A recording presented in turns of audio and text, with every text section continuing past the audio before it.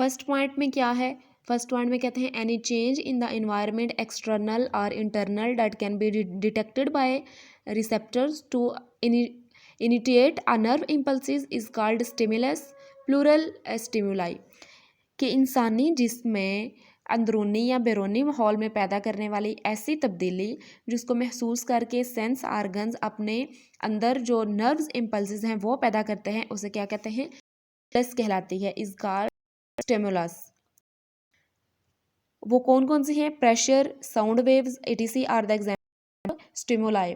Stimulus की जमा stimuli है, सर्दी, प्रेशर, आवाज़ों की लहरें वगैरह स्टिमुलाई हैं। वो जो कल भी मैंने आपको बताया था, गर्मी फील होना, सर्दी फील होना, उसके बाद डिफरेंट किस्म की वॉइसेस, ये सारी क्या हैं, ये स्टिमुलाई की एग्जांपल्स हैं। The special organ tissues or cells which detect stimuli are called receptors. जो सेंस आर्गन्स के महसूस जो सेल्स हैं, टिश्यूज़ या आर्गन्स जो स्टिमुलाई को महसूस करते हैं, रिसेप्टर्स कहलाते हैं।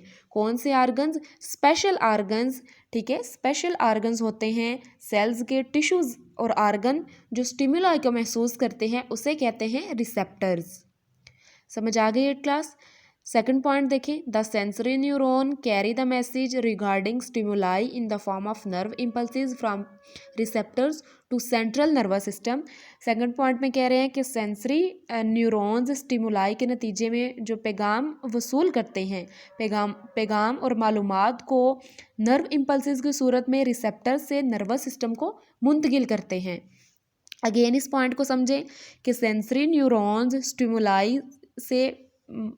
स्टिमुलाई से एक मैसेज को वसूल करके सारी मालूमात को इकट्ठा करके पैगामात को नर्व इम्पल्सिस की सूरत में रिसेप्टर से नर्वस सिस्टम को मुंतकिल करते हैं, रिसेप्टर से देन अगेन नर्वस सिस्टम को मुंतकिल करते हैं सारा पैगाम को इकट्ठा करके।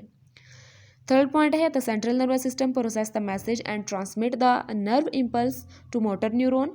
सेंट्रल नर्वस सिस्टम इन पैगामात या मालूमात को प्रोसेस करता है, देन फिर मोटर न्यूरॉन्स को नर्व इम्पल्सिस की सूरत में इफेक्टर्स के लिए हदायत जारी करता है, मोटर न्यूरॉन, ठीक है।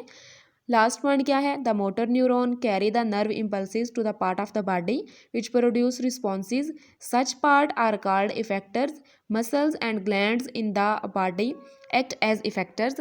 सेकंड पॉइंट में कह रहे हैं कि motor neurons central nervous system को हदायत को जिस्मानी हिस्सों तक पहुंचाती हैं और उन सारे हदायत के मुताबिक वो जो रद्द-ए-अमल है फिर वो पैदा करती है, और वहाँ से जिस्मानी हिस्से से मोटर न्यूरॉन्स के से पहुंचने वाले जो नर्व इम्पल्सिस हैं उसे पैगाम वो अपना रद्द-ए-अमल ज़ाहिर करती हैं, वो इफेक्टर्स कहलाते हैं। मसल्स और ग्लैंड्स जिस्म में बतौर इफेक्टर्स का काम करते हैं। हमारे बॉडी में जो ग्लैंड्स एंड मसल्स हैं वो बॉडी एक्ट एज इफेक्टर, वो इफेक्टर का काम करते हैं। इफेक्टर क्या है कि मोटर न्यूरॉन्स के ज़रिए जो नर्व इम्पल्सिस में सारे जो मैसेज हैं वो उसमें इफ़ेक्ट पैदा करता है, उसे कहते हैं इफेक्टर, और मसल्स और ग्लैंड्स जो इफेक्टर्स का काम करते हैं। ये हो गया हमारा यहाँ तक। आप लोगों ने होमवर्क में जो लिखना है, आप लोगों ने होमवर्क में लिखना है पेरिफेरल नर्वस सिस्टम, ठीक है। ये वाला टॉपिक आप लोगों ने होमवर्क करना है। बाकी working model of nervous system अच्छी तरह आप लोगों ने ये सारा याद करना है।